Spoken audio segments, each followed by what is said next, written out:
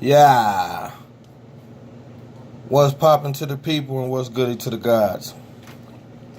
Now, I'm getting something done to my little nappy head, so therefore, you could not see my beautifully melanated face. But I was able to provide this very fine t-shirt for y'all to look at for your viewing pleasures. Are we hating on my shirt? So anyway, it is probably like 5 a.m. and I'm just about to hit y'all with this heat. How about that? I had a situation tonight, and I was already thinking about dropping something, so this just further helped me feel like I need to bring y'all this heat. I hope I don't make this too complicated for the beautiful women who only watch this because I'm unbelievably attractive and a little bit of information. I apologize. Let me get my lips unchapped. Alright, let's do it. We about to go in, though, on a serious note.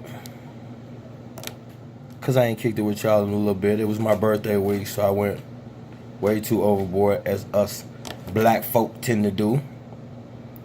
So, I'm dealing with that part of my life right now. And trying to get it back together. You feel me? But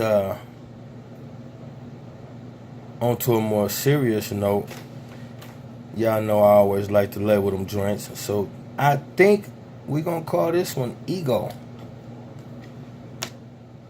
More importantly, ego and how it affects conscious thought. Because I believe the two can either work for or against each other. And I see a lot more of it working against than for when it comes to dealing with black folk. And not that we more problematic than anybody else. We more conditioned than anybody else, so therefore we got a little bit more baggage to unpack. Same difference, you know. Either way, I reached the conclusion that a lot of people have the ability to really impact our people, impact the world, impact the struggle, impact society, however you choose to view it. The problem is, it seems that there gets to a point in a lot of people's development where clarity about a thing either puts them in a state of fear, or I don't know if it's lazy-mindedness. I'm sure it's more conditioning than anything. But if you follow an old school frame of thought, or just a scholarly frame of thought of how it's supposed to be, if I have a viewpoint and you have a viewpoint and I openly challenge your viewpoint, this is the point or the moment where a true scholar he or she becomes in their element. The opportunity to verbally crucify an opposing thought process. This is what a true scholar lives for. Yet I find more emotional responses to when a person is confronted with an ideology, a belief, a concern, a criticism. All of these things are met with more ego and hostility than a willingness to understand and then intelligently overcome the situation. Now, some of y'all probably following me, and some of y'all probably saying, "Oh, dude, just be saying some shit." I guess what I'm getting at is, if you're in a capacity to lead, or you have the desire to become a leader, it is your responsibility to, for one, be completely aware of any content or ideologies that you put out. To be completely aware that everyone who is an onlooker may or may not in depth understand your motive for some of the things you do. And if no explanation is offered, then you are influencing people probably in a direction that you don't even understand. And that becomes dangerous. And I was talking to somebody about this, and through my assessment, the only thing that I can attribute this to is ego.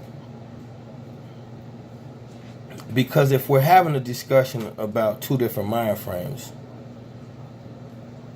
at the point where you can test something that I hold dear to heart, this is the moment where you have to prove what you're saying.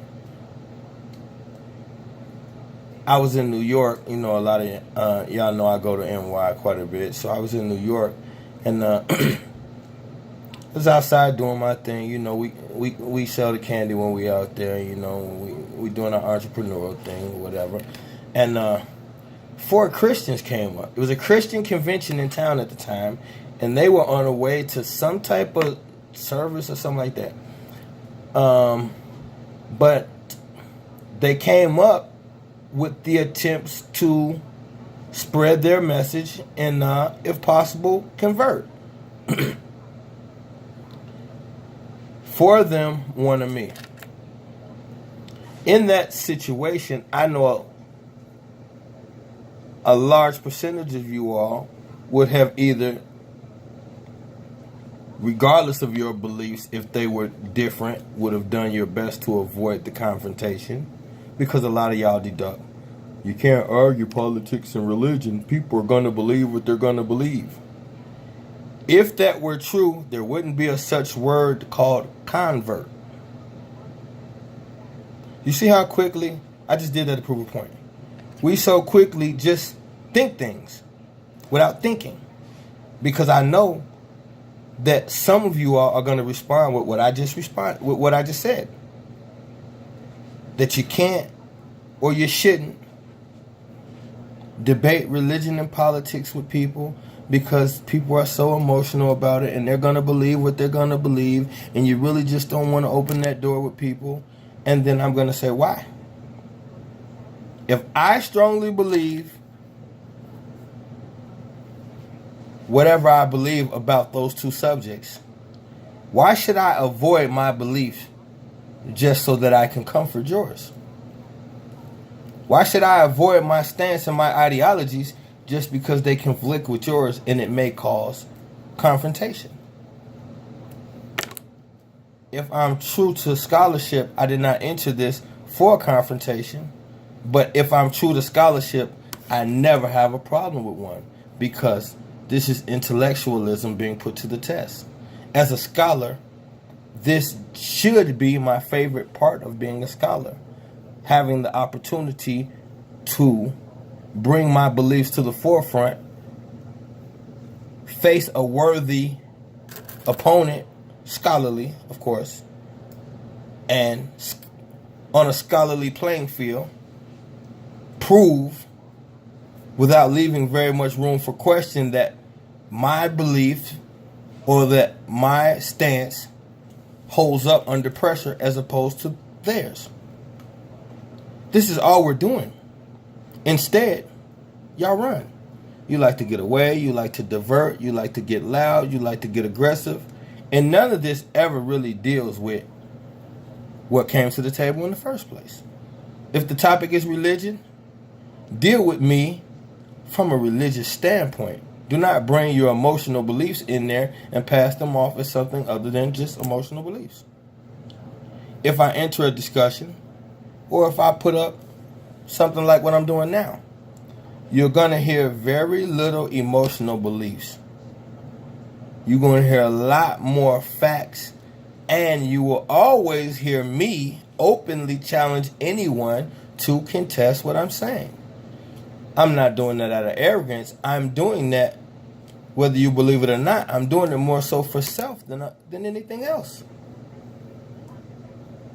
Self, if I'm going to speak, I have an obligation to the listeners to be as close to factuality as I believe I can be, but open to corrections if necessary.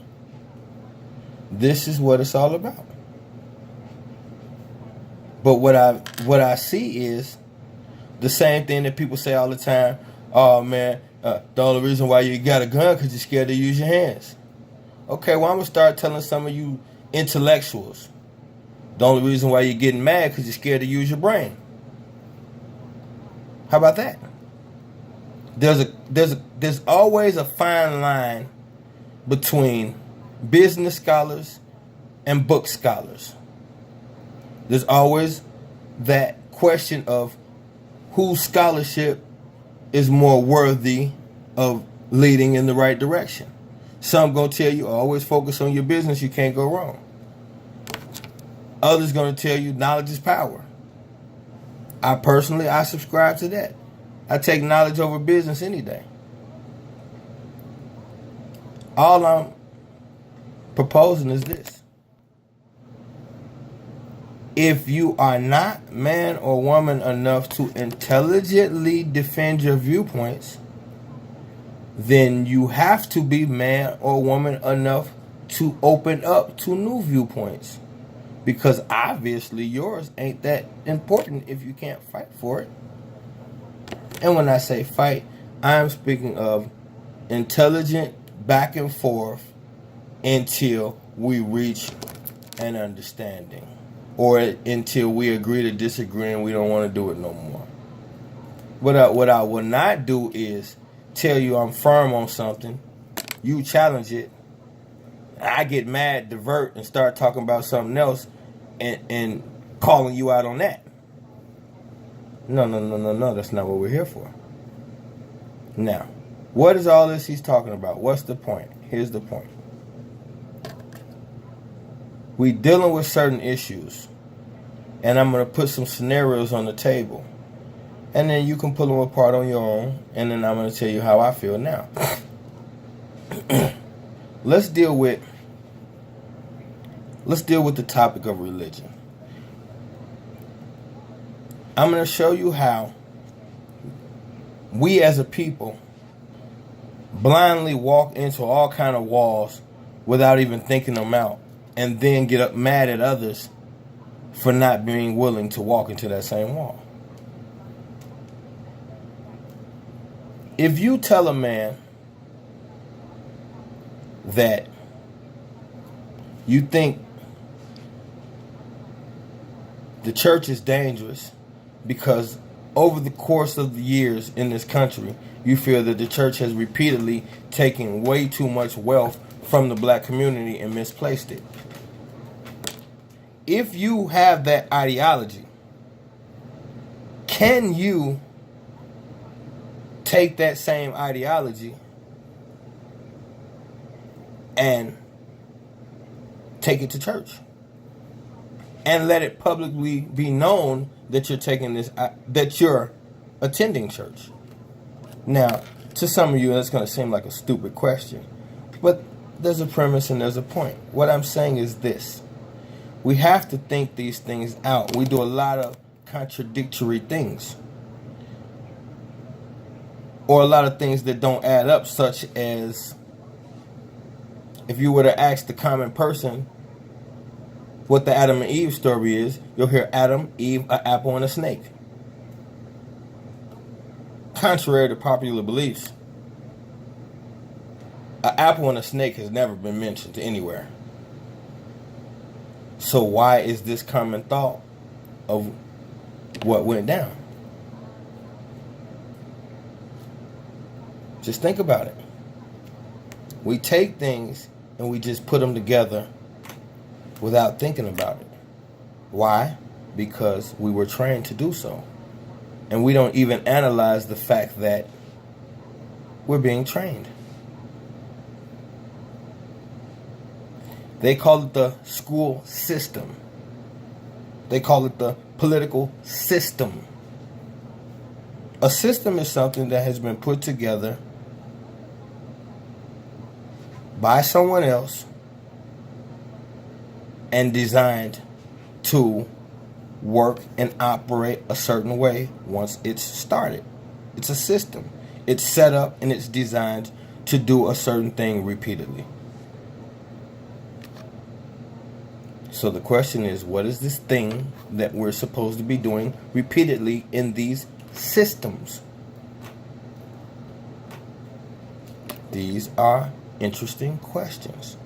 So let's get back to the church thing. If I don't believe that the church has the capability, or the church has shown its capability of handling the funds in the African or the black community, in the African American or the black community throughout the years. If this is my belief, and I'm considering myself someone who is attempting to make a difference, how do I move forward with attending church without dealing with the fact that I believe the church has done this? How can I consider myself actively working in the favor of my people if I believe the church has done my people wrong, but I'm not willing to address the church? Now, let's take it a step further. What if I'm a public figure that people listen to? Okay, if I'm a public figure that people listen to from time to time and they respect my opinion, well, on one end, my opinion is the church doesn't know how to handle the funds of the black community, and it has showed us that repeatedly in the past. But then, on the other hand, I go on Facebook and I post, I'm headed to church this Sunday, to a predominantly all black friend list. Am I wrong for that? Of course not. It is my right to attend church anytime I choose to, if that's my belief. Here's what's at question. If you are considering yourself someone who is attempting to help your people, and in that capacity you have deducted that maybe the church is not the best for my people when it comes to handling funds, then how do I overlook that and then potentially send more of my people to church to potentially get their funds mismanaged? There's a direct connection in what I'm saying. It's a thin line, but these things have to be looked at, assessed, and evaluated, because we can no longer continue to just say and do things and then scream revolutionary, or then scream I'm trying to help. There's a clear-cut way to help a people who are being deceived if you choose to. One way of helping a person who is being deceived is to open their eyes to the deception.